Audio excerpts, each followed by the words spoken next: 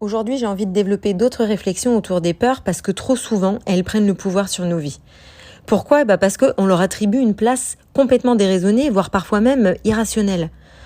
Ça crée franchement trop de gâchis dans nos rêves et dans nos projets. Alors je vais développer comment faire taire sa tête pour ne pas rester paralysé par ces doutes et ces peurs qui nous empêchent d'avancer. Et plutôt favoriser la voix du cœur qui, elle, à l'inverse, nous donne de l'élan et du courage dans nos projets. Bienvenue sur le podcast de Globe Crocker, le voyage intérieur. Ici, vous allez remettre en question vos habitudes et vos automatismes pour oser donner un nouvel élan à votre vie. Je suis Alexandra, coach certifiée, et je vous accompagne à vous mettre en mouvement pour rendre vos envies et vos projets vivants et concrets. Je partage des façons de se libérer de ces freins et de ces blocages et de sortir de l'emprise de ces peurs qui trop souvent drivent nos vies. Parce que rien n'est figé. La vie, elle bouge et nous aussi. Alors décidez de prendre soin de vous, donnez-vous la parole et apprenez à vous connecter à vos envies profondes. En quelques mots, devenez à l'extérieur la personne que vous êtes déjà à l'intérieur. Quand on doit prendre une décision, on est souvent tiraillé parce qu'au départ, on est drivé par l'envie qui vient justement du cœur, de l'intérieur. On le sent, c'est comme un élan, quelque chose qui nous pousse. On sent quelque chose qui nous attire, qui nous donne le sourire, qui nous fait envie. Et souvent, quand on est dans cette dynamique, en fait, on est rattrapé derrière par la tête, par le mental, la réflexion, le raisonner. Et c'est là, à cet endroit, que les peurs s'invitent. Et le danger, c'est d'être coupé dans notre enthousiasme, d'être paralysé, d'être figé et que rien ne se passe. On ressent à ce moment-là une dualité entre ce que nous dit le cœur et ce que nous dit la tête. Et souvent dans nos mécanismes, la tête l'emporte parce que elle est dirigée par nos croyances limitantes qui décident à notre place de nos choix de vie. En première étape, pour gérer ces peurs, je propose de transformer la peur en prudence. La peur, c'est ce qui fait qu'on n'avance pas. On a peur de perdre, de pas savoir faire, de pas réussir, on a peur d'être seul, d'être incompris, d'être jugé. Alors on reste figé et tétanisé. La prudence, elle va nous amener à évaluer les risques, à étudier la situation, les possibilités. Et donc, via la prudence, même si on est beaucoup dans la tête et dans la réflexion, on va être en mouvement, on va être en action, en recherche, on va être proactif dans notre projet. Et c'est ce qui fait que de façon consciente et mesurée, on va réussir à prendre une décision, et même si la décision c'est de ne pas y aller, de ne pas faire ce qui nous faisait envie au départ, dans tous les cas, c'est une décision en conscience active et c'est être en mouvement. C'est toute la différence avec la peur qui, elle, invite à ne rien faire. La prudence, c'est comme un équilibre entre les décisions instinctives et spontanées et l'immobilisme. Ces derniers mois, beaucoup de choses ont bougé dans ma vie, notamment liées à mon départ de la France. Et j'ai été confrontée à quelques peurs. Notamment la peur de ne pas réussir à tout vendre dans les temps, la peur d'avoir à faire des choix sur ce que je voulais emporter, la peur du manque des proches une fois partie. Et je me rends compte qu'il y a des sujets pour lesquels je pensais que ça allait être facile et en fait pas du tout. Et à l'inverse, il y a des inquiétudes que j'ai eues pour rien parce que tout s'est bien passé. Par exemple, par anticipation d'une difficulté, j'ai mal dormi pendant 10-15 jours de peur que ma voiture ne se vende pas au prix avant le départ, alors qu'au final, elle est partie quelques jours avant et sans aucune difficulté. À l'inverse, je pensais que faire mon sac, ça allait être une formalité, et en réalité, j'ai galéré à faire des choix pour que tout rentre dans 40 litres. Alors dans cette expérience de vie, j'ai réalisé 3 choses. Déjà que ça ne sert à rien d'anticiper des scénarios et d'entretenir des appréhensions parce que les choses, elles ne se déroulent pas comme on l'imagine. Il y a d'autres choses qui vont s'inviter, il y a des difficultés auxquelles on n'avait même pas pensé qui vont arriver. Et ces difficultés, quand elles se présentent, qu'elles aient été anticipées ou pas, on les gère en fait sur l'instant. On sait faire plus qu'on ne le croit et je le développe dans l'épisode précédent qui s'appelle « Pas de grands rêves sans peur ». Je dis faisons-nous confiance sur notre capacité à gérer les difficultés dans le présent. Ensuite, je retiens que je suis bien contente de ne pas avoir anticipé certaines difficultés avant même de les vivre. Parce que j'aurais augmenté le temps de difficulté, la durée à en souffrir. Les prises de conscience sur le moment, c'était déjà bien assez. Troisième chose, avoir cogité sur ces peurs plusieurs mois plus tôt, ça m'aurait pas permis de mieux les gérer sur l'instant. Ça m'aurait pas préparé. Bon, au final, tout s'est vendu dans les temps et j'en suis fière. Nos sacs sont archi pleins, mais ils ferment et dans les faits, on a largement ce qu'il nous faut. Et la famille, ça a été dur, mais elle est dans nos cœurs, on les appelle et c'est gérable. Parce que l'amour et le lien, ils sont présents. Ce que je veux dire par là, c'est que nos peurs, clairement, elles sont souvent démesurées par rapport à la réalité de ce qu'on vit. Par rapport à la difficulté qu'on vit dans le présent. Alimenter ses pensées de tout le bénéfice qu'on a d'une situation, c'est plutôt ça que j'ai envie de faire et que j'invite à faire. Parce que ça modifie complètement notre état d'esprit et la façon dont on construit nos vies. Nourrir ses pensées de ce qu'on gagne à essayer, de ce qui nous attire, de ce qui est stimulant là-dedans, ça réduit le poids des peurs. Une des peurs qui est très présente en Occident, dans notre société, c'est la peur de manquer. Ce qui revient souvent, c'est si je change de vie et que je fais ce que j'aime, dans l'entrepreneuriat par exemple, j'ai peur de gagner moins, j'ai peur de ne pas subvenir à mes besoins, j'ai peur de manquer. Et je le vois aussi souvent avec les personnes que j'accompagne, la crainte c'est si je change de vie, et ça quel que soit le changement, la nature du changement, j'ai peur de perdre ce que j'ai, d'avoir moins. Ma recommandation, ça paraît basique, mais c'est de transformer son état d'esprit d'abord en acceptant de faire autrement. Accepter que sa vie change, c'est le prérequis pour ne pas se laisser diriger par la peur de manquer. Prendre une décision de changement et s'attendre à continuer à tout faire comme avant, ça tient pas. Parce qu'en plus, dans le fond, c'est bien ça qu'on veut, c'est que notre vie change.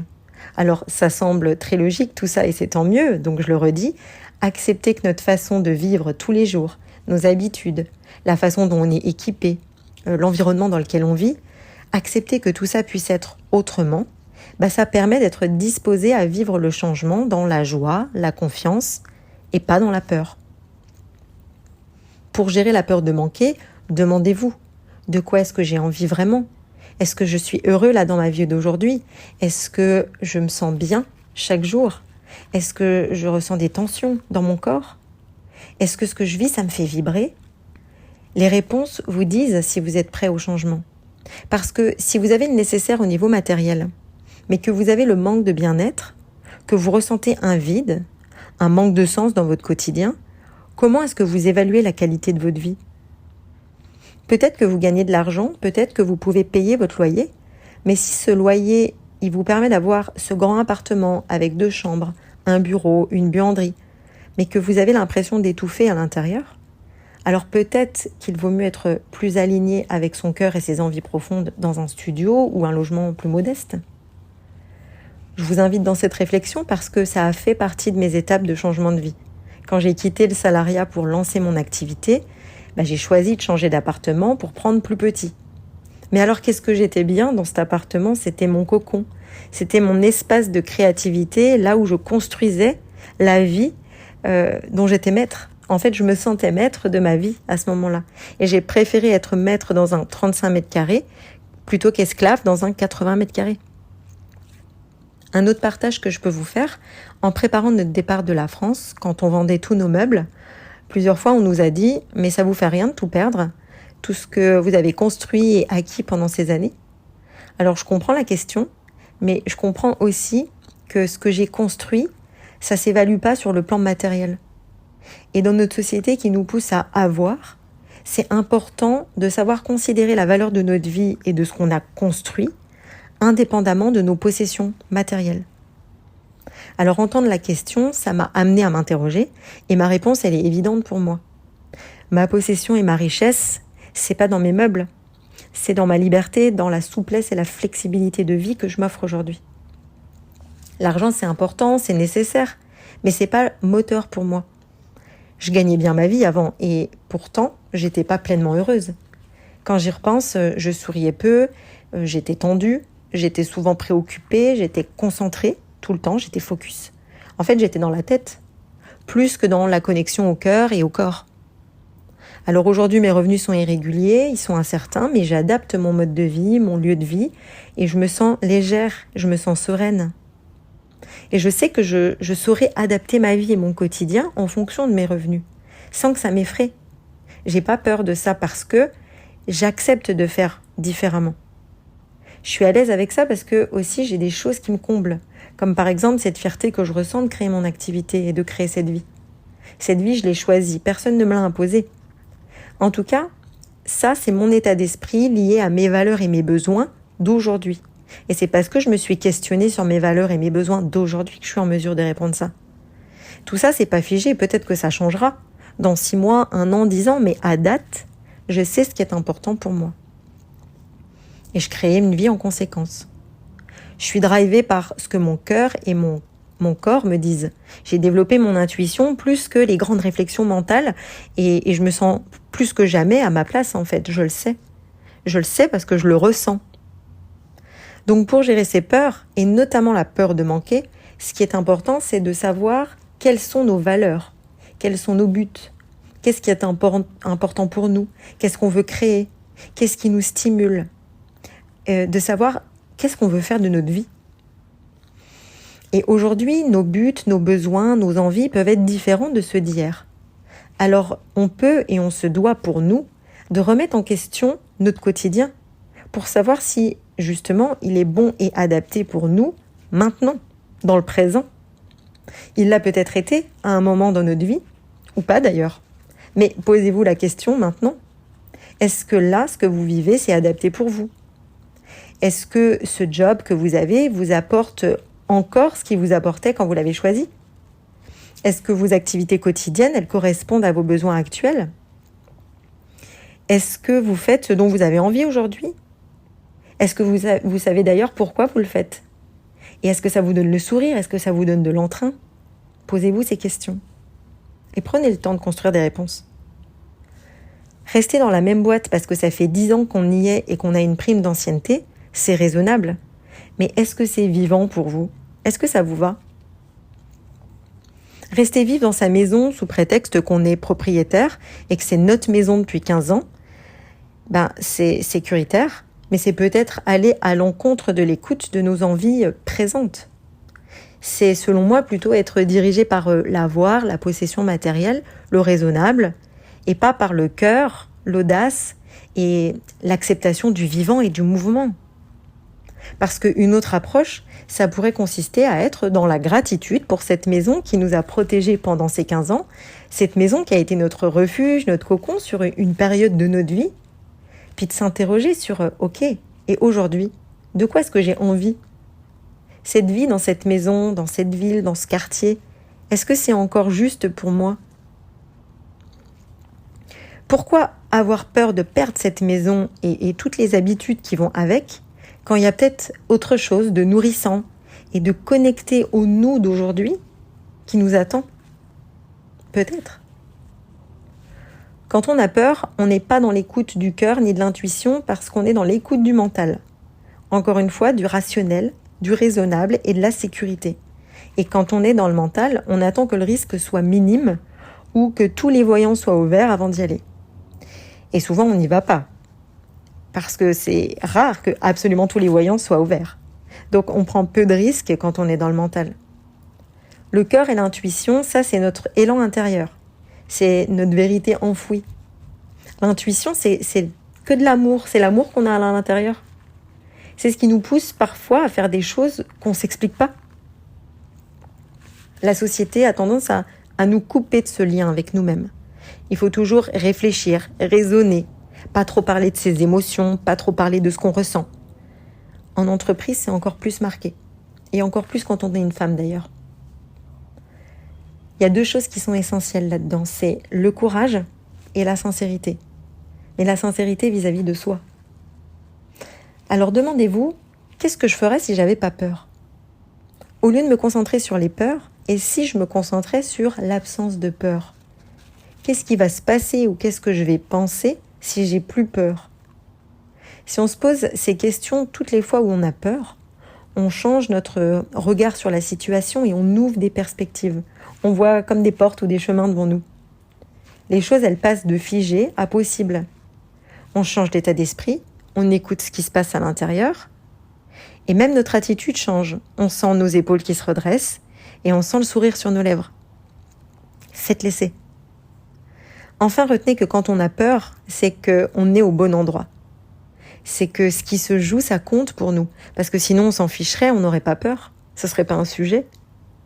Alors, mon conseil, c'est plus on a peur, plus il faut y aller.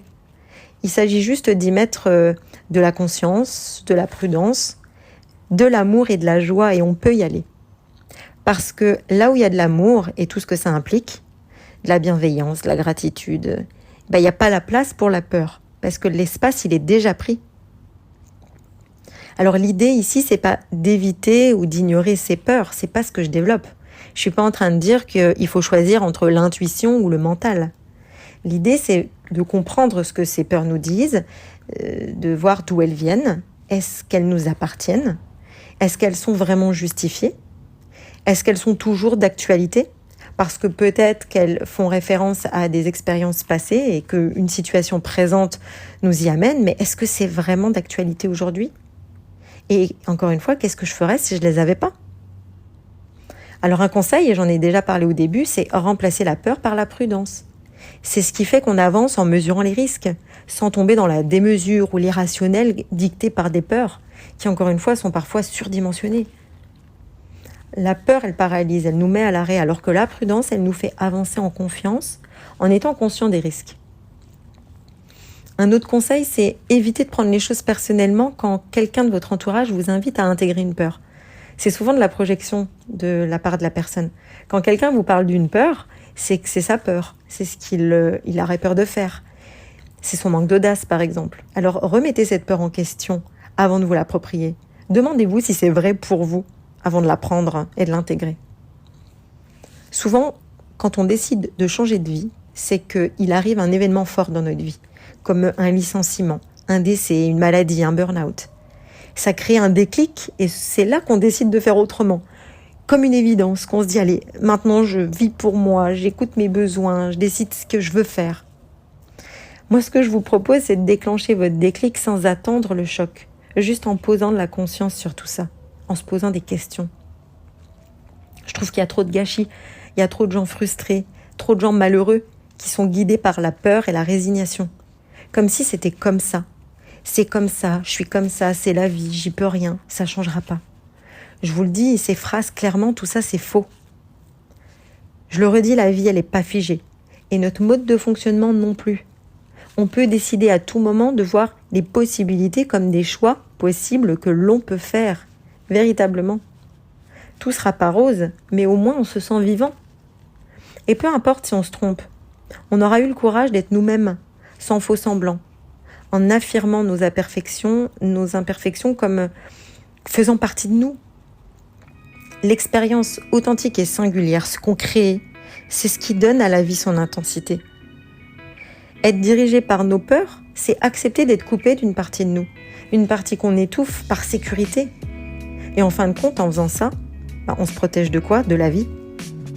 Alors qu'est-ce que vous pourriez faire aujourd'hui si vous écoutez votre cœur, votre intuition, et non pas vos peurs ?